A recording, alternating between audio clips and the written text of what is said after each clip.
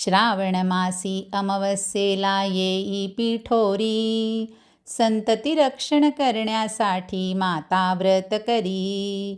दुर्गे देई दीर्घायु अनरक्षी संततीला, सुख समृद्धी आणिक देई सुआरोग्याला. बलबुद्धी अन शौर्य देण्या विनवू दुर्गेला, 64 योगिनींसी मागू शुभ आशिषाला.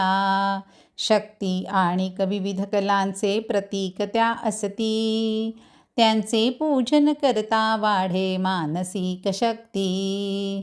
अद्भुत शूर शक्तिशाली दुर्गेच्या योगिनी, तिच्या सहाय्यासाठी आल्या साऱ्या धावूनी. कथातयांची कथिते तुम्हा ऐका सुजन, विजयी केले जगदंबेला असुर मर्दून.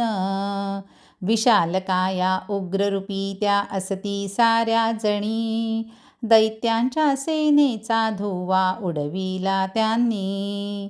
वाऱ्या समधावून वधिले असुर सेनेला, जगदंबेच्या योगिनीनो नमितो तुम्हाला.